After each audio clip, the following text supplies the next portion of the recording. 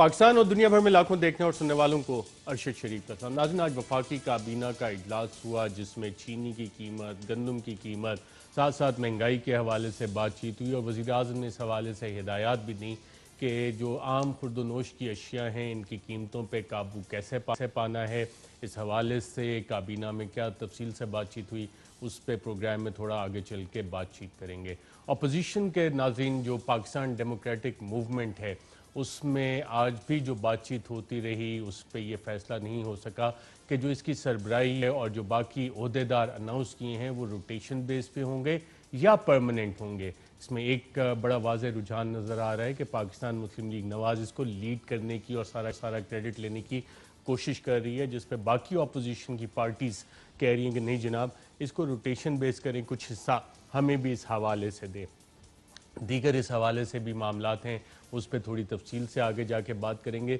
जो भारतीय बयानिया है और जो भारतीय पॉलिसीज़ इस वक्त पाकिस्तान की तरफ टारगेटेड हैं, पाकिस्तान में पाकिस्तान की आर्मी को किस तरह से उन्होंने निशाना बनाया हुआ है और उसकी इम्प्लीमेंटेशन पाकिस्तान में क्या होती है हमें नज़र आ रही है कि जो प्लान्स बाकायदा तौर पे इंडियन गवर्नमेंट ने बनाए, इंडियन नेशनल सिक्योरिटी एडवाइज़र ने बनाए, इंडियन मिलिट्री ने बनाए, उसकी इम्प्लीमेंटेशन पाकिस्तान में वो किस तरह से करते हैं, इस हवाले से भी प्रोग्राम में बात करेंगे।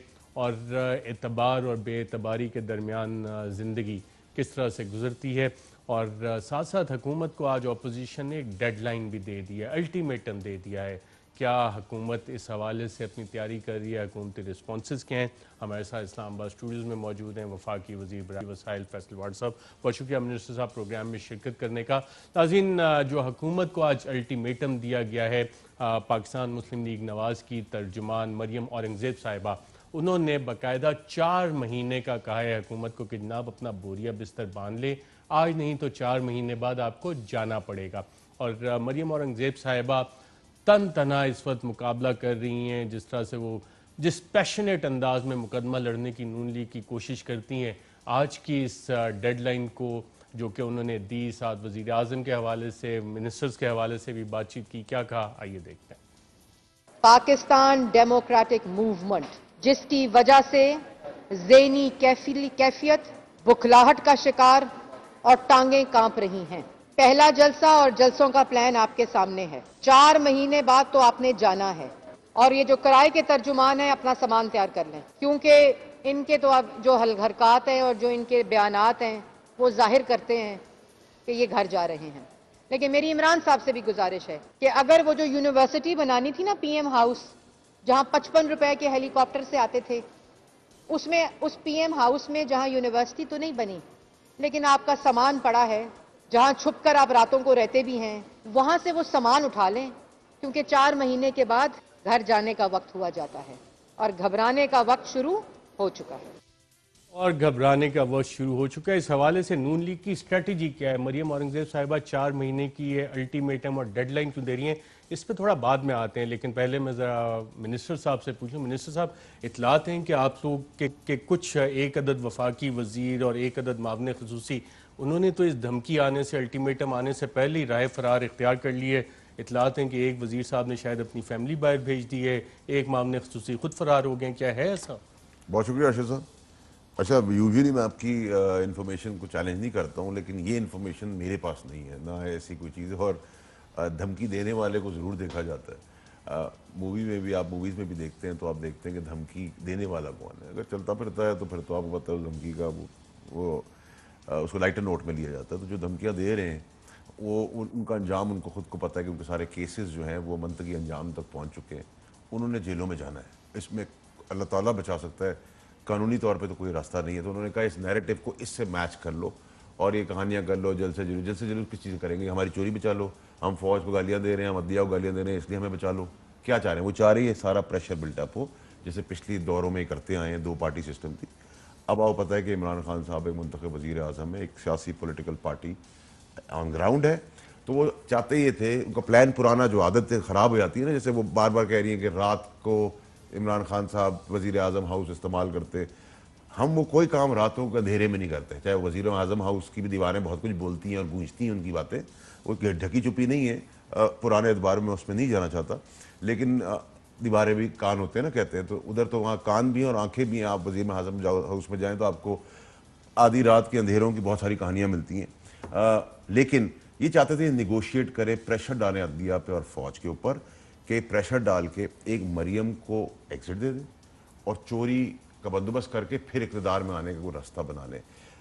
इवॉल्व हो गई है दुनिया, टाइम 20-25 साल गुजर गए हैं, ना अदलिया ऐसे कामों में है ना फौज ऐसे कामों में।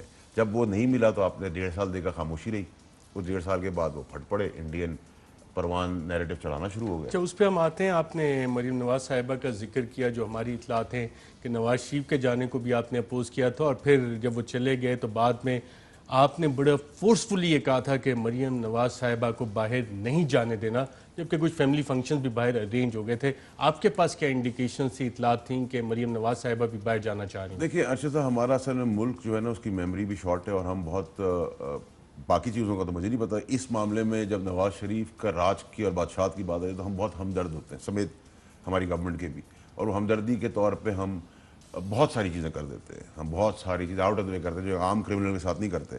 तो मुझे ऐसा शक हुआ था और मैंने जो कहा था वो मैं आपके रिकॉर्ड का हिस्सा बना देता हूँ कि मैंने ये कहा था कि अगर किस सूरत में कोई इजाज़त सपोजिटली अगर मिल भी जाए तो हम मुहासरा खुद करेंगे जाके एयरपोर्ट का, देखते हैं कैसे जाती है। और अल्लाह का शुक्र है कि प्राइम मिनिस्टर तो वैसे ही क्लियर थे इस चीज़ के ऊपर। आपने वज़ीर आज़म साहब से कैबिनेट में कमिटमेंट भी मांगी थी कि मरीम नवाज साहिबा को नहीं जाने दिया जाएगा। नेचुरली देखिए ना, पहले आप एक फौपा कर चुके हैं कि एक आदमी के प्लेटलेट्स जो है वो ड्रामे के तौर पे नीचे जाते हैं और ऊपर जाते हैं, और वो जैसे ही वहाँ जाता है उसकी हवा में तंदुरुस्ती आप देखिए आपसे मुझसे तंदुरुस्त है। तो ये पहला तंदुरुस्त ऑब्लिक बीमार है जो यहाँ से निकलते हुए तो उसकी सांसों की पल पल की सबको फिक्र पड़ गई थी। और हमने तो बहुत सारी चीज़ें कही थी उस टाइम पे भी। हमने कहा था ये दुनिया में हर चीज़ छोड़ सकते, पैसा नहीं छोड़ सकते। हमने कहा था 7 अरब रुपए का बॉन्ड साइन कराएं इनसे, ये पैसे के लिए कुछ भी कर सकते। तो वो बॉन्ड नहीं, उस हमें कोर्ट से आज़ाद मिली।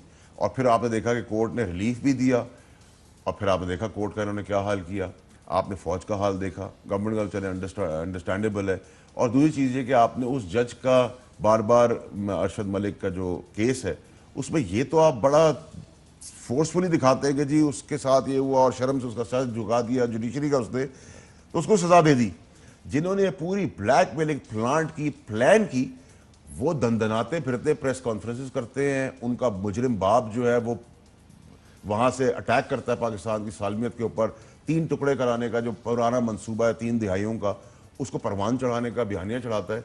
हम ताली बजाते हैं। निसा, आपने ये पॉइंट आउट किया जज अरशद मलिक का ब्लैकमेलिंग केस, इस हवाले से आपकी हुकूमत के जो इदारे उन्होंने कोई तहकीकात की कि जनाब वीडियो प्रोक्योर किसने की थी, वीडियो फिर वो कैप्टन सफदर ने किसके हवाले की, फिर वो प्रेस कॉन्फ्रेंस करने वाला कौन था, हुसैन नवाज से जो मुलाकातें जाके सऊदी अरब में हुई, जाती उम्रा में जो मुलाकातें हुई, उसके बाद जो प्लान बना जाके जैसे कि पहले भी होता रहा, ये सारे लोग जो इन्वॉल्व थे वो केस किधर गया? वो गायब हो गया है या आपके तहकीकाती इदारे उसमें इंटरेस्टेड नहीं है? या जिस तरह मरीम नवाज साहिबा का ट्विटर खामोश था, नवाज शरीफ साहब खामोश थे, उस दौर में इस केस पे भी आपने कुछ मुकमुका तो नहीं कर लिया? नहीं अरशद साहब, देखिए नवाज शरीफ साहब के ऊपर या किसी भी क्रिमिनल के ऊपर प्राइम मिनिस्टर का बड़ा स्ट्रेट और कैटेगोरिकली स्पेसिफिक स्टांस है कि किसी सूरत कोई रियायत दी जाएगी। लेकिन हम कोर्ट्स नहीं हैं, हम नैब नहीं हैं। वो नैब पेशी पे जाती है, पत्थर मारे जाते हैं, उसके बाद फिर उनकी पेशी नहीं होती। तो ये अब सिस्टम बहुत अरसे तक चल नहीं सकेगा। और एटोनमस इदारों को जब आप खुद मुख्तारी देते हैं तो उनको खुद मुख्तारी पे अपनी टांगों पे खड़ा होना भी ज़रूरी होता है। और टांगों पे खड़े होने का मकसद ये कि वो अपने जिस काम के लिए आए उस काम को पूरा मंतकी अंजाम तक पहुँचाएँ, नंबर 1। नंबर 2 ये कि देखें अर्शद साहब, नवाज शरीफ की ज़िंदगी में 2 कप्तान आए। एक उनकी ज़िंदगी का सुख चैन ले गया घर का, और एक कप्तान उनकी पूरी ज़िंदगी की सियासत उनको तबाह और बर्बाद कर गया। तो अभी उसकी किस्मत ख़राब है कि उसकी किस्मत में 2 कप्तान आए, दोनों कप्तानों ने उसको मेंटली, इमोशनली, मॉरली तबाह कर दिया। क्या आपकी हुकूमत प्रैक्टिकली यानी कि सिर्फ बयानात देगी, काम नहीं करेगी? नवाज शरीफ साहब का प्लेटलेट्स केस में जाने दिया, ये तहकीकात आज तक नहीं इंस्टीट्यूट हुई कि जी ये सारा मामला कैसे हुआ, और प्लेटलेट्स का जो ड्रामा था इसके कौन कौन से किरदार थे, वो भी कोई इन्वेस्टिगेशन इंक्वायरी मैंने नहीं सुना आज तक के सामने आई हो। जज अरशद मलिक ब्लैकमेलिंग केस, इसका प्रोग्रेस क्या है? इस हवाले से काबीना में कोई बातचीत हुई कभी? देखिए अर्शद साहब, जो आप सवाल कर रहे हैं वो सबके दिमाग में वही सवाल है कि देखिए ये जो गेम है ना, ये जो चलती आ रही है गेम पिछले 65 साल से, उस गेम को बंद होना पड़ेगा। अब देखिए जब खलाई मखलूक का बयानिया चला, जब डॉन लीग का बयानिया चला, तो मेरे हिसाब से गवर्नमेंट तो खैर उनकी थी, बेईमानों की, क्रिमिनल्स की, भगौड़ों की, कन्विक्टेड मुजरमों की, लेकिन उस टाइम पे इदारे को खड़ा हो जाना चाहिए था। लेकिन मसला ये है कि ये फिर जब बेरहमी से और बेदिली डॉन से जब लीग्स की ये इंक्वायरी रिपोर्ट आप लोग पब्लिक करेंगे? देखिए उसका जो एक वॉल्यूम है वो अभी तक नहीं आ रहा। ये पैर भी पड़ जाते हैं, उनमें नाक रगड़ते हैं, ये फिर रोते हैं, पीटते हैं। आप लोग देखिए, मान लेते ठीक है, हैं पैर हम तो अभी आए हैं ना सर, हम आपकी तो इससे हुकूमत पहले और की बात है। वज़ीर आज़म साहब को ये क्रेडिट जाता है कि कमीशन ऑफ इंक्वायरी की जितनी रिपोर्ट्स उन्होंने कॉन्स्टिट्यूट किए वो पब्लिक कर दी। ये पुरानी एक डॉन लीग्स की रिपोर्ट भी है, ये भी पब्लिक मेरा ख्याल है कि सर ये आपका जो सवाल है वैलिड है और इसके होना चाहिए, और इसको भी देख लेते हैं। इस तरह तो मॉडल टाउन भी रुका पड़ा है, उसमें जो जिंदा लोगों को, माओं को, बहनों को गोलियां मारी गई उनके मुंह के ऊपर, वो भी बेहिसी है हमारी, और हमारी बेहिसी का फ़ायदा इन मुजरिमों ने पहले भी उठाया, आज भी उठाने की कोशिश करेंगे। इस बार इनकी बदकिस्मती है कि वज़ीर आज़म इमरान खान है। मैं इस पॉइंट पे भी आता हूँ। और नाज़रीन, जो पाकिस्तान डेमोक्रेटिक मूवमेंट है उसमें भी अभी तक ये डिस्कशन चल रही है कि ये क्या क़यादत जो है वो रोटेशन बेसिस पे होगी या परमानेंट बेसिस पे होगी, और इस हवाले से आज भी बातचीत होती रही। और आज शायद इस बात पे हतमी अभी तक फैसला नहीं हुआ कि मौलाना फजल रहमान लीड करते रहेंगे या कि ये रोटेशन में कभी बिलावल साहब इस पे नज़र आएंगे या क्या। और कल जो प्रेस कॉन्फ्रेंस हुई थी इसमें जो इख्तलाफात हैं वो बड़े खुल के वाज़े तौर पे हमारे सामने आए थे, जब मियाँ इफ्तिखार साहब और शाहिद खाकान अब्बासी साहब, एक साबिक वज़ीर आज़म भी हैं, आर्टिकुलेट भी बहुत ज़्यादा है, तो नून लीग को उन्होंने मार्केट किस तरह से किया और बाकी पार्टी जो क्रेडिट लेने की कोशिश करती हैं और अपना हिस्सा भी मांगती हैं। इस एक छोटे से क्लिप में आपको वो वाली जो इंटरनल टेंशन है मीटिंग की वो वाज़े होती है किस तरह, आइए देखते हैं। क्या ऐसा नहीं है कि आपकी जो स्टीयरिंग कमेटी है और जो पीडीएम है, ये मुस्लिम लीग नून डोमिनेटेड नहीं लगती, एक और दूसरा जो होते हैं ये कितने ऐसे के लिए है सर रोटेशन पे है। जो फजल रहमान साहब है उनका ताल्लुक मुस्लिम लीग से है, मियाँ साहब का ताल्लुक मुस्लिम लीग से है, राजा साहब का ताल्लुक मुस्लिम लीग से है। आंखें खोल लें जी,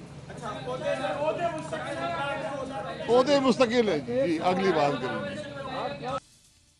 जी नाज़रीन, आपने सुना, आंखें खोल लें, सबका ताल्लुक मुस्लिम लीग से। इतने आर्टिकुलेट हैं शाहिद खाकान अब्बासी साहब, और मुस्लिम लीग नवाज जो है वो लीड में आ रही है। और सवाल भी ये था कि क्या मुस्लिम लीग जो है वो इसको डोमिनेट करना चाह रही है। और जब आप इस पीडीएम के हवाले से प्रेस कॉन्फ्रेंसेस का हाल देखते हैं और एक वज़ीर, दो साबिक वज़ीर आज़म खड़े होते हैं, तो राजा परवेज़ अशरफ साहब को ओवरशैडो किस तरह करते हैं शाहिद खाकान अब्बासी साहब अपने कद काट से, अपनी आर्टिकुलेट होने की वजह से। आइए ये भी एक मुजाहरा देखते हैं। पीडीएम की सरबराही जो है वो मौलाना फजल रहमान साहब को मिलेगी, इस बात पे इत्तेफाक हो गया। बात करें हम सब जी, हम पहले और कोई सवाल कर लीजिए, पहले बाद में करेंगे। कोई सवाल हो आपका? राजा साहब आप बात करें जी, मैं बात कर लूँ, एक मिनट बात कर लें सब लोग, हम भी कर लें, बाकी पार्टीज भी कर लें। मैं पहले बात आप बता दें। जी नाज़रीन, और बिल्कुल आखिर में आके जब सारी चीज़ें हो गई, कोई और सवाल नहीं आ रहा था, फिर शाहिद खाकान अब्बासी एक अच्छे प्लेयर, एक अच्छे सियासतदान होने की तरह उन्होंने एक स्टेप पीछे लिया, कहा राय साहब अब आ जाएं क्योंकि मेन बात मैं कर चुका हूँ। और जो स्पॉटलाइट थी वो नून लीग ने बाकायदा कैप्चर की, और शाहिद खाकान अब्बासी साहब इतना आर्टिकुलेट होने के हवाले से, एक अच्छे सियासतदान होने के हवाले से उन्होंने वो किरदार अदा किया। सिर्फ यही वाली टेंशन पीडीएम के अंदर नहीं है नाज़रीन, मौलाना फजल रहमान साहब के साथ जो हाथ किया गया जिस दिन ये सारी कॉन्फ्रेंस हो रही थी, उस दिन नवाज शरीफ साहब का लाइव चला खिताब, गालिबन पीपल्स पार्टी के खिताब उस हवाले से लाइव चले, लेकिन जब मौलाना फजल रहमान साहब की बात आई तो उनका खिताब लाइव नहीं किया गया। और मौलाना साहब ने बाकायदा उस दिन भी अपना ये एहतजाज रिकॉर्ड करवाया। किन अल्फाज में, आइए देखते हैं। दुनिया के किसी भी मुल्क के साथ या बैनुल-अक़वामी किसी इदारे के साथ ये कहते हैं जी आपको तकरीर नहीं जा रही बात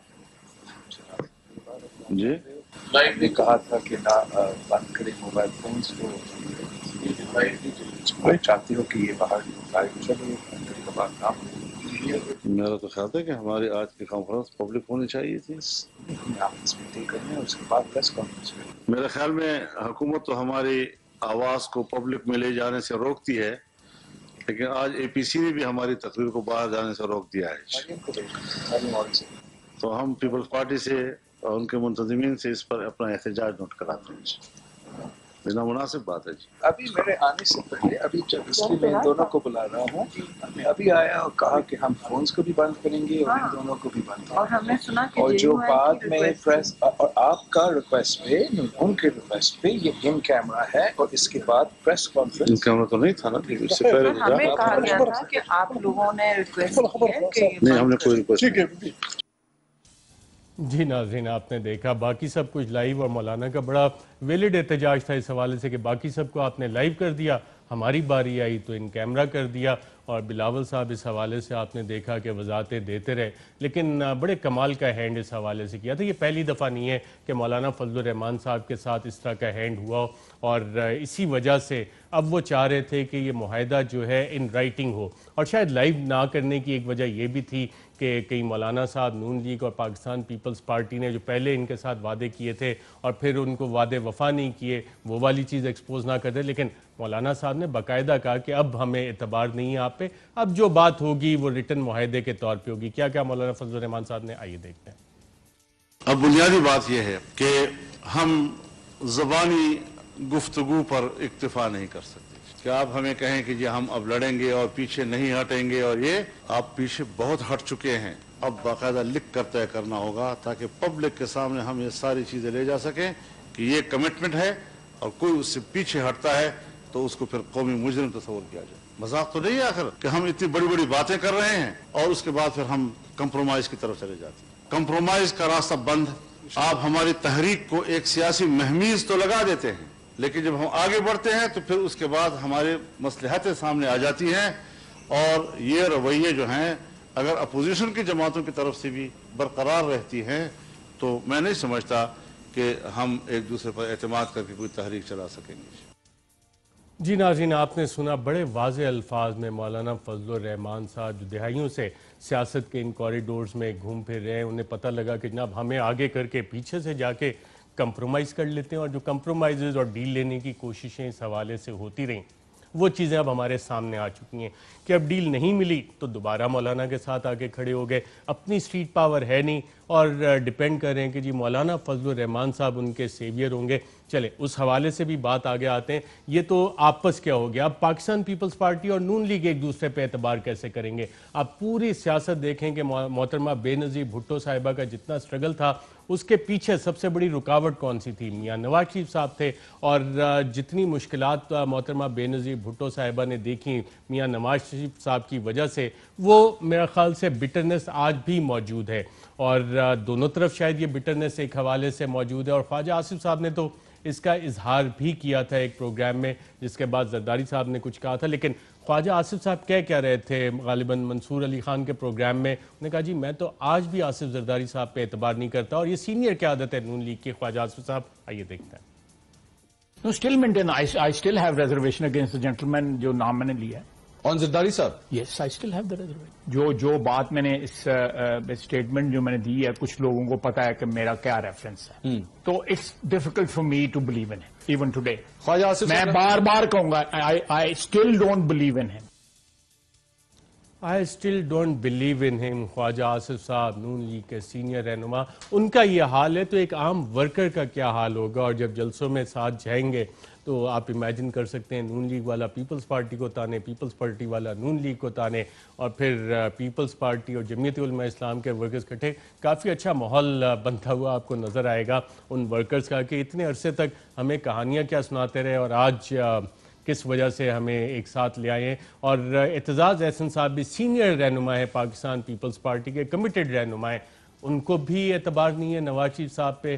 किन अल्फाज में उन्होंने इसका इज़हार किया, आइए देखते हैं।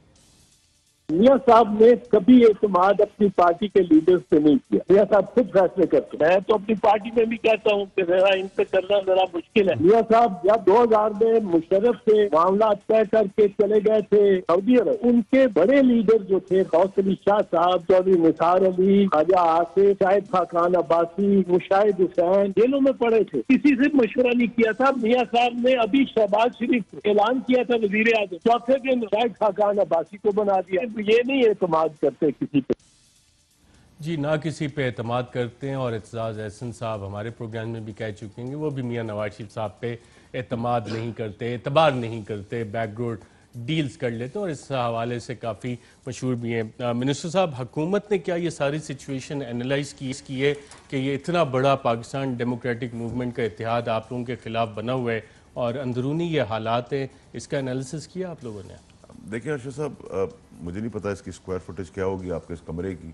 हाँ, लाहौर में हम पावर शो दे सकें, इस कमरे में जितने लोग लाए हैं, तो ऐसी छोटी मोटी चीज़ों के लिए गवर्नमेंट का और बहुत सारे मसले मसाइल हैं जो ये हमें जहेज़ में दे के गए हैं, हम उन पर कॉन्सनट्रेट करते हैं। तो हमारे लिए एक ऐसी जिंदा रहने के लिए टीवी पे आ जाते हैं, 4 महीने पूरे कर लो, सुबह रिज़ाइन करें, ड्रामेबाजी बंद करें और आप रिजाइन करें। आपके ख्याल में वो रिजाइन कर देंगे? मैं यही तो आपसे कह रहा हूँ sir. Pakistan Peoples Party Sindh छोड़ सकती है और अगर सिंध छोड़ दें तो सेनेट मार्च 2021 में उनको सीटें कैसे मिलेंगी? आपने जो बात की मौलाना फजलुर रहमान साहब तो कहते हैं अच्छा सिंध नहीं छोड़ना, वफाक ही छोड़ दे। आपके ख्याल में उस पर भी एग्री करेगी पीपल्स पार्टी? देखिए अर्शद साहब, एक तो पीपल्स पार्टी इस फोरम का हिस्सा बहुत देर तक नहीं बनेगी। आपको मुझसे ज़्यादा इतलात हैं। मैं तो खैर पहले दिन और आपके चैनल पे इतफाकन लिख के भी दे चुका हूँ, फिर बाकी चैनल्स पे भी लिख के दिया है और अल्लाह की मेहरबानी अभी तक जो लिख के दिया है वो सब कुछ हुआ है। तो वो तो मेरा कोई इशू है नहीं। दूसरा ये है कि देखें, ये मुनाफिक लोग हैं, बेईमान हैं। दिल राजा कह रहे मेरी तनख्वाह में इजाफे का भी लिख के दे जाएं।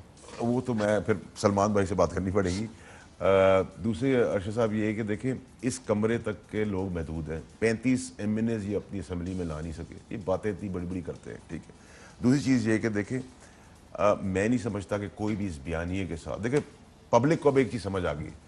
खुद भगौड़ा बैठा हुआ है विनफील्ड अपार्टमेंट में लंदन में, तंदुरुस्त बीमार नवाज शरीफ, वहाँ से कहता है इनकलाब लाओ, डंडे गोलियाँ लाठी तुम खाओ, ठीक है। अपने बच्चे स्विट्जरलैंड की चॉकलेट खाएंगे, दोनों के बच्चे मारे जाए इन कामों के अंदर। ये पहले तो लोग नहीं, शऊर नहीं था इतना ज़्यादा। हम सबको मीडिया आज़ाद हो गया है, दिखाता है, एजुकेट करता है रोज़।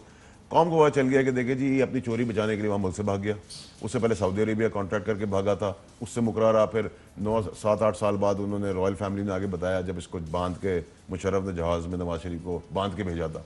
तो इनकी तो कोई शक्ल नहीं है। फिर कन्विक्ट हुए ये, फिर आप जस्टिस कयूम की अदालतों में देखा शहजाद अली शाह साहब ने क्या बताया, किस तरह बैग्स हुए। फिर बैग्स जब नहीं चले तो डंडे चलाए इन्होंने अदलिया के ऊपर। फौज का क्या इक़दार था, ज़हीरुल इस्लाम का नाम आया, उसको साथ तस्वीर खिंचाई, उसको फेयरवेल दिया, उसको सर्टिफिकेट दिया कि तुमने ज़बरदस्त काम किया। ना मक्कार झूठा बेईमान उस वक्त बोल सका बुज़दिल, और अब बोल रहा है। तो कौम ही सब कुछ समझ गई है। अच्छा, फिर कौम पीपल्स पार्टी को भी जानती है, कौम मौलाना साहब को भी बहुत अच्छी तरीके से जानती है। तो कौम को सब कुछ पता है। और अगर आप ये नैरेटिव आए हैं लेकर कि आप अदलिया और फौज के खिलाफ खड़े होंगे, तो सर ये तो नामुमकिन चीज़ है ना। ये तो मतलब अदलिया और फौज के खिलाफ खड़ा होना और माजी में नून लीग की ये स्ट्रेटजी फायदा देती रही है। इस हवाले से आगे चल के बताएंगे और एक बड़ी इंटरेस्टिंग चीज़ आपको नाज़रीन दिखाएंगे और आप खुद भी देखेंगे। जब हम ये चीज़ चलाएंगे तो हैरान होंगे और सर पकड़ के बैठ जाएंगे एक वक्फे के बाद। वेलकम बैक नाज़रीन।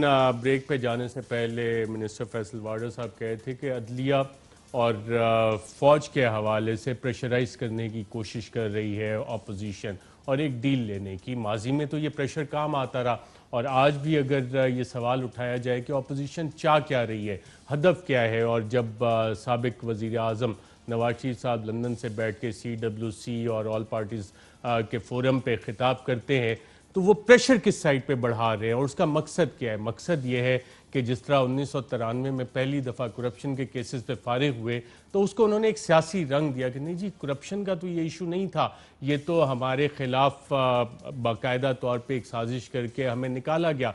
और फिर मोहतरमा बेनज़ीर भुट्टो साहिबा की हुकूमत 1996 में फारिग करके दोबारा आ गए। जब 1999 में दोबारा हुकूमत फारिग हुई तो फिर वही वाला उन्होंने राग अलापना शुरू कर दिया कि जनाब ये हमारे खिलाफ साजिश हुई है, इस्टेब्लिशमेंट, मिलिट्री, ये सारे। आज क्या मकसद है इसका मिनिस्टर साहब? क्या मकसद आज ये है कि प्रेशर इस्टेब्लिशमेंट पर बढ़ाया जाए ताकि वो आपकी हुकूमत को कहे, वज़ीर आज़म को कहें कि जनाब सियासी इस्तेकाम की खातिर अपोजिशन से बैठ के बातचीत करें, इनसे हाथ मिलाएं। और गालिबन जो एक मुलाकात और खाना जिसका जिक्र आता है वहाँ भी इसी तरह का ख्वाहिश का इजहार किया गया था कि जी देखें वज़ीर आज़म तो हमसे मिलते भी नहीं है, हमसे बात भी नहीं करते। तो ये मकसद है कि प्रेशराइज टारगेट इस्टेब्लिशमेंट को किया जाए और फोर्स आपकी हुकूमत को किया जाए पॉलिटिकल स्टेबिलिटी के नाम पे। अर्शद साहब देखिए, बिल्कुल आपका बात, बिल्कुल स्टेटमेंट आपकी बिल्कुल ठीक है और आपकी ऑब्जर्वेशन भी। देखिए सर, ये लोग जब मिलते हैं तो अजीब अजीब किस्म की चीज़ें। अभी आपको लग रहा है कि जो डेट्स आगे पीछे हुई हैं, ये किस लिए डेट्स आगे पीछे हुई हैं? ये जो जल्द से जुलूस होगी, हमें एक गवर्नमेंट को नून लीग की तरफ से पैगाम आया कि जी अगर मरियम को सेफ एग्जिट आज दे दी जाए तो हम ये सब कुछ यहाँ ड्रॉप कर देंगे, ठीक है। समझे हमारी खामोशी जो थी उससे वो लगा कि शायद हम कोई प्राइम मिनिस्टर को कोई मनवा लेगा। प्राइम मिनिस्टर तक ये मजाक जब पहुंचा तो प्राइम मिनिस्टर ने आधी बात ही सुनी, उड़ा दिया कि सवाल ही पैदा नहीं होता। तो फिर डेट अनाउंस हुई। तो ये ऐसी ऐसी फरमाइशें करते थे। मौलाना साहब गए थे पिछली बार धरने में अबू के पास, तो उन्होंने कहा कि हमें रिलैक्सेशन के अंदर पहली शिक क्या थी, मुझे डीजल न बुलाया जाए। मैंने कहा ठीक है जी, कोई मसला नहीं है, दाढ़ी है सफ़ेद, कोई मसला नहीं, डीजल नहीं बुलाएंगे, कुछ और बुला लेंगे। सो ये इनकी निगोसिएशन में आप ये नहीं सोच सकते कि ये बड़ी चीज़ मांगते, गिरे हुए लोग हैं, छोटे से छोटे चीज़ फरमाइशों से शुरू होते हैं और ये हमेशा ऐसी फरमाइशें पूरी करवाते रहें। कभी ये तमगे लगवा देते हैं, कोई जहाज़ में होता है अफवाज का आदमी, उस टाइप की साजिशें करते हैं, कभी डॉन लीक्स करते हैं, उससे पहले मेमोगेट स्कैंडल हुआ, ये सब कुछ होता रहा। जितनी आपने डॉन लीक्स मेमोगेट का जिक्र किया और नाज़रीन जब हम देखते हैं कि भारतीय इंटेलिजेंसिया इस हवाले से सोच रही है, भारतीय फ़ौज इस हवाले से क्या सोच रही है, भारत की नेशनल सिक्योरिटी इस्टेब्लिशमेंट इस हवाले से क्या सोच रही है, भारतीय हुकूमत क्या सोच रही है और पाकिस्तान में करना क्या चाहती है, जब आप बयानात देखते हैं क्योंकि एनालिसिस करने के लिए पब्लिकली अवेलेबल तो ये वाली चीज़ें हैं हमारे पास, तो आपको एक सरप्राइजिंगली नज़र आता है कि अल्फाज भी वही हैं, इतने मिलते जुलते अल्फाज, बातें भी एग्जैक्टली वही हैं, निशाना भी एक ही है, और ये इतनी सारी मुमासलत होती किस तरह है। मरियम बीबी के कुछ बयानात और एक इंडियन जो एनालिस्ट हैं उनके बयानात किस तरह से मिलते हैं, आइए एक झलक देखते हैं।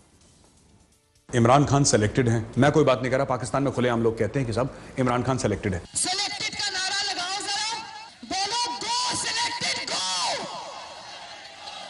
गो सिलेक्टेड गो। इमरान जो बड़े बड़े दावे करता था कि मैं ऐसा कर दूंगा वैसा कर दूंगा, ये जो तब्दीली के दावेदार हैं उन्होंने मुल्क का क्या हाल कर दिया। इमरान खान साहब कहते हैं कि नवाज शरीफ भीख मांग रहे हैं एनआरओ की। मैं आपको कह रहा हूँ 3 साल के अंदर नवाज शरीफ दोबारा प्रधानमंत्री बनेगा पाकिस्तान का और वो एनआरओ देगा।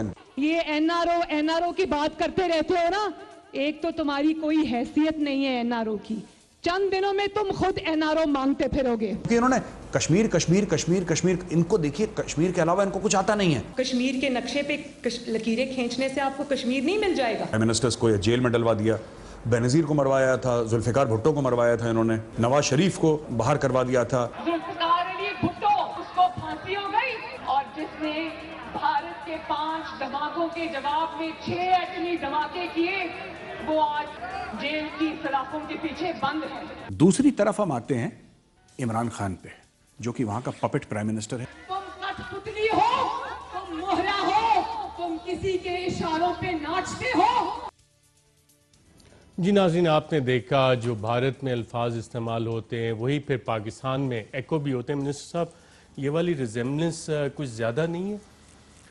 देखिए अर्शद साहब, ये इतनी खौफनाक आपने चीज़ें जोड़ के दिखाई हैं आवाम को, और जो सब सच दिखाया है कि जो बात ये मुजरिम कर रही है, मुजरिम की बेटी, वही बात वो भारतीय रॉ का एजेंट बोल रहा है। ये ऐसे बस इत्तफाक, हसीन इत्तफाक नहीं हो सकता।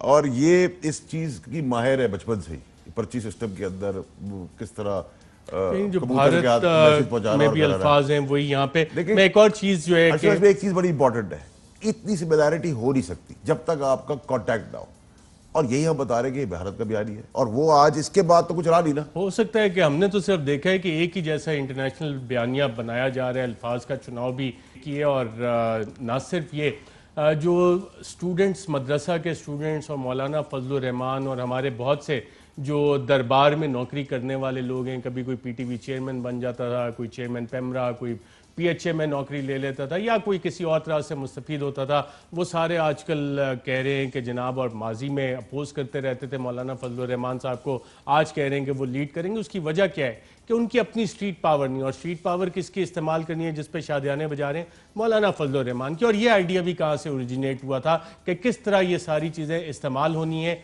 आइए एक नज़र डालते हैं। There are so many options on the table if you want to bring Pakistan to your knees. If you want to break Pakistan, you must break the will of the Pakistani army to fight. I'm telling you, and when you start damaging their army, Pakistan will come down to its knees. Pakistan में 30,000 regular मदरसाज हैं और लाखों unregulated मदरसाज हैं। एक मदरसे से एक बच्चा निकलेगा, they will continue fighting for the next 100 years. ये मदारिस के बारे में सारी चीज़ें और फिर मदारिस के तलबा को इस्तेमाल करना और पिच करना, ये भी आइडिया वहाँ से आया और आजकल दरबार से ताल्लुक़ रखने वाले बहुत से दानिश्वर इस पे शादियाने बजा रहे हैं। क्या ये मुमकिन होगा? देखिए अरशद साहब, मेरे पास तो अब ये सब कुछ देखने के बाद मुझे तो खैर पता है, लेकिन जिस तरीके से कौम को इन्फॉर्म करने की ज़रूरत थी, मेरे ख्याल से इससे अच्छा इन्फॉर्मेशन और ख़िदमत पाकिस्तान की हो नहीं सकती जो आपने की है, और आपको अपने माँ बाप की दुआ है। देखें, ये बयानियाँ, ये statement, identical plan, Nawaz Sharif का अदली और फौज को हिट करना और इस रॉक एजेंट की बातें आप सुने, कनेक्ट करें, मतलब dot to dot dot to dot dot to dot हर चीज़ मिलती जा रही है। लेकिन मसला सारा ये है कि खड़ा होना पड़ेगा। पुराने ज़माने के सिस्टम में अभी भी जो हम टॉलरेंस दिखा रहे हैं, जो टाइम ले लें, जमहूरी और कानूनी तरीक़ेकार जो है, इस सिस्टम को नकारा करके कोलैप्स कर चुके हैं। इसमें खड़ा करने के लिए इमरान खान तो अल्लाह के फजल से है, लेकिन बाकियों को भी अपना हिस्सा डालना पड़ेगा और एक ही दफा सांप का सर कुचलना पड़ेगा। मैं बार बार कह रहा हूं, ये जो आप बात कर रहे हैं वो इसलिए भी अहम है कि former Indian army chief Bikram Singh जो सेंटर ऑफ ग्रेविटी को हिट करने की बात करते हैं और इस हवाले से मुख्तलिफ स्ट्रेटजीज, वो बयानिया भी हमने सुना जहां पे पाकिस्तान की फौज के अंदर एक जर्नैलों को अलग करके और सिपाहियों को अलग करने का बयानिया बाकायदा तौर पे CWC में दिया गया। और बिक्रम सिंह ने इस हवाले से क्या कहा था, किस तरह से हिट करना है सेंटर ऑफ ग्रेविटी जो वो पाकिस्तान आर्मी को डिस्क्राइब करते हैं, आइए देखिए। It has to be a multi-pronged strategy. एक सिर्फ जो सेना है वो ये चीज हल नहीं कर सकती है। हमें अपना diplomatic, political, economic, informational, psychological, financial intelligence, जितने हमारे एलिमेंट्स ऑफ नेशनल पावर हैं, उनको हमने एक तालमेल के साथ में इस्तेमाल करते हुए जो सेंटर ऑफ ग्रेविटी जो पाकिस्तान की सेना है उनके ऊपर हमने ये प्रेशर डालना है। यकीनन पाकिस्तान की फौज अपनी तरफ अंदरूनी जो मामला उनका माहौल है उसको देखेगी, ना कि कश्मीर में क्या हो रहा है, भारत में क्या हो रहा है। हमने इनकी जो एक नजर है जो इस वक्त बाहर की तरफ है उसे हमने घुमा के अंदर इंटरनल उनको अंदर अपनी जो मुल्क के हालात हैं वहां पे करवानी है और वे तभी होगा जब हम उनका खून बहाएंगे through asymmetric means. That is what is required as part of the strategy. That is part of Indian strategy और यही कुछ हम पाकिस्तान में अमल होता भी देख रहे हैं। और जब ISI के सरबराहान का नाम लिया जाता है जनरल पाशा का, जिस वक्त वो दहशत गर्दी के ख़िलाफ़ जंग लड़ रहे थे, जिस वक्त प्लान ये था कि दहशत गर्दी को पाकिस्तान के अंदर इनवर्ट्स टर्न कर दिया जाए, जनरल ज़हीरुल इस्लाम जब दहशत गर्दी पीक पे थी पाकिस्तान में, उस वक्त ISI को लीड कर रहे थे और दहशत गर्दी का मुकाबला कर रहे थे, पाकिस्तान को महफूज बनाने की कोशिश कर रहे थे, बाय नेम उनको टारगेट किया जा रहा है। आज अफगानिस्तान में एक और ट्रांजिशन हो रही है और मौजूदा हमारी ISI की क़यादत पे भी बाकायदा इन जलसों में और नून लीग की क़यादत नाम लेके सवाल उठाती है। ये भी उसी स्ट्रेटजी का हिस्सा है जो कि इंडियन मिलिट्री ने बैठ के बनाई थी कि पाकिस्तान के दो इदारे हैं, ISI और आर्मी, और ISI को टारगेट किस तरह करना और माजी में जो कोशिश हुई थी उसका भी हवाला देते हैं। लेफ्टिनेंट जनरल शंकर प्रसाद ने क्या कहा था, आइए देखते हैं। के जो प्रधानमंत्री थे उन्होंने ये कोशिश की थी कि किसी तरीके से कम इंटेलिजेंस ऑर्गेनाइजेशन तो हम डेमोक्रेटिकली इलेक्टेड लीडर के नीचे कर लें जी, लेकिन उसका नतीजा ये हुआ कि उन्हें खुद अपने प्रधानमंत्री से जॉब खोना पड़ा। तो जब तक कि ये दो संस्थाएं एक देश की इलेक्टेड गवर्नमेंट के पास नहीं होंगी और मिलिट्री के पास होंगी, तब तक ये परेशानी रहेगी। जी मिनिस्टर साहब, अब आपको नज़र आ रहा है कि Indian military establishment, security establishment चाह क्या रही और वही चीज़ें हम पाकिस्तान में होती क्यों देख रहे हैं? देखिए अरशद साहब, मैं फिर से वही रिक्वेस्ट करूंगा कि देखिए ये क्रिमिनल्स हैं, इनको क्रिमिनल्स की तरह ट्रीट करना ज़रूरी है। ये वही बयानियाँ हैं टिट्टो जो भारत 3 दिहाइयों से कोशिश कर रहा है और यही अफवाज, यही अदलिया, यही हमारे जो इदारे हैं पाकिस्तान को बचा के बैठे हुए हैं और अवाम के साथ। ये नैरेटिव बिकने वाला नहीं, इस नैरेटिव में इनको जूते पड़ेंगे सरेआम, नंबर 1। नंबर 2 ये कि जब आप बगावत के केसेस, टेररिज्म के केसेस फौजी अदालतों में चलाते हैं तो ये डायरेक्ट अटैक फौज के ऊपर होने पर इस पे फौजी अदालतें कायम करके इनका ट्रायल क्यों नहीं होता? सिंपल है, इसमें कोई रॉकेट साइंस की जरूरत नहीं है। जमहूरियत अपनी जगह पर है, लेकिन अगर वार और यलगार आप अपनी फौज के ऊपर कर रहे हैं, अपनी अदलिया के ऊपर कर रहे हैं, तो अदलिया अपना एक फोरम बनाए, क्या 3 महीने के अंदर फैसला होगा जो भी होगा। आपकी हुकूमत ने और पेमरा ने बैन लगाया हुआ है कि साबिक वज़ीर आज़म नवाज शरीफ साहब के बयानात चलाने नहीं है। अगर जिस तरह मरियम बीबी के बयानात चलाए हमने और ये आप इसके साथ चला के देखें, आप खुद परेशान होंगे। एक रिजर्वेशन है आपसे, आप बार बार मुखातिब होते हैं एक्स वज़ीर आज़म, मुजरिम, कन्विक्टेड, भगोड़ा, मफरूर नवाज शरीफ। आप एक वफ़ा लेते हैं, वफ़े के बाद दोबारा आप खिदमत हाजिर होते हैं। वेलकम बैक नाज़रीन। शहबाज शरीफ ख़ानदान का जब टीटी स्कैंडल हम देख रहे थे और इस हवाले से जो बैंक्स का किरदार सामने आया तो उसमें मियां मंशा का मुस्लिम कमर्शियल बैंक ये भी इस्तेमाल हुआ। और जब आप ये अकाउंट ओपनिंग फॉर्म देखते हैं जिन लोगों के नाम पे मियां शहबाज शरीफ साहब की फैमिली टीटी का धंधा कारोबार और पैसे इनके अकाउंट्स में रखे गए तो MCB, जी हाँ, ये वही बैंक जो कि 1991 में MCB के पैसों से ही मियां नवाज शरीफ साहब ने मंशा साहब को तोहफे में दे दिया और फिर 2001 में इसके इन्वेस्टिगेशन शुरू हुई। लेकिन फिर मियां मंशा साहब चंद बिजनेसमैन के साथ उस वक्त जाके मुशर्रफ साहब से मिले और केस रुकवा दिया गया। फिर सेंट जेम्स का केस हमारे सामने आया, वहाँ पे मनी लॉन्ड्रिंग हुई और मियां मंशा साहब जाके फिर आला हुक्काम से एक दफ़ा फिर बिजनेसमैन के साथ मिले और वो केस भी रोक लिया गया और FBR ने इस पर बहुत अच्छी इन्वेस्टिगेशंस भी की लेकिन वो रुक गया। अब मोडस ऑपरेंडाई नाज़रीन इसमें क्या है, हुकूमत कहती है जब हम एहतसाब कर रहे हैं तो जो क्रोनी नेटवर्क है जिसका कि फारूक आदम खान साहब ने अपने इस्तीफे में जिक्र किया था कि जब पहली NRO डील की गई और पैराग्राफ 10 में कि Nawaz Sharif, members of his family and upwards of nearly 100 associates, ये वो बिजनेसमैन का ग्रुप है, क्रोनीज का है, डिफरेंट जगह पे उन फैमिलीज का नेटवर्क है जो कि चाहे शुगर हो, शुगर माफिया में भी लिंकेजेस बन जाते हैं उनके, बैंकिंग इंडस्ट्री में बन जाते हैं, टेक्सटाइल में बन जाते हैं, सीमेंट में, और फिर ये एक ऐसा माहौल बनाते हैं कि जी हुकूमत तो नाकाम हो गई, बिजनेस चल नहीं रहा। तो मिनिस्टर साहब जब तक आप ये इहाता नहीं करेंगे, ये चीज़ें आपके सामने हैं और अक्रॉस द बोर्ड अकाउंटेबिलिटी जो कि एक जेन्युइन डिमांड है ऑपोजिशन की, और क्रोनी नेटवर्क को नहीं पकड़ेंगे तो चीज़ें आपको बेहतर होती नजर आएंगी कि या आप रिसीविंग एंड पे ही रहना चाहेंगे? अर्शद साहब 35 साल का गंद, मिसाल देता हूँ ऐसी CP की भी रिसेंट, वहाँ माफियाज बैठे हैं, वहाँ से हिंदुस्तान चीज़ें जा रही हैं। 65 साल का गंद है, किधर से शुरू करूँ? इधर हाथ डालता हूँ, इधर भी गंद है, उधर भी गंद है। तो अभी मेन फोकस है कि मुल्क के 3 टुकड़े होने से बचाना है, अपनी अदलिया, अपनी फौज को बचाना है। उसके बाद निकलेंगे तो फिर बाकी चीज़ें शॉर्ट आउट कर देंगे। डोंट वरी, इमरान खान साहब हैं और रहेंगे और इंशाल्लाह आगे आने वाले 5 साल में। जब आज काबीना में चीनी की कीमतों पे बात हुई, गंदम की, तो वहाँ भी आपने कुछ नेटवर्क्स आइडेंटिफाई किए जो हुकूमत को पहले भी ब्लैकमेल कर रहे थे और उन्होंने कीमतें तो वहाँ तक ले गए? वो सर ये कीमतें उनकी आखिरी कमर टूटने से पहले की कीमतें, उसके बाद आप एक बहुत ज़्यादा डिक्लाइन देखेंगे और आप बहुत जल्दी देखेंगे। और प्राइम मिनिस्टर उसमें बड़े क्लियर थे और बिल्कुल सही कहा आपने कहा कि ये जेब कतरे सड़क छाप लोग थे जिनको इन्हीं माफियाज ने मिलकर, जो अपोजिशन की पार्टियाँ हैं, इन्होंने अपनी चोरी से उनको भी आगे उभारा ताकि इस तरह माल बना सके। और इनका वफाकी वज़ीर बराए आबी वसाइल फैसल वार साहब प्रोग्राम में शिरकत का। नाज़रीन आज के प्रोग्राम में इतना, इजाज़त दीजिएगा, अल्लाह हाफ़िज़।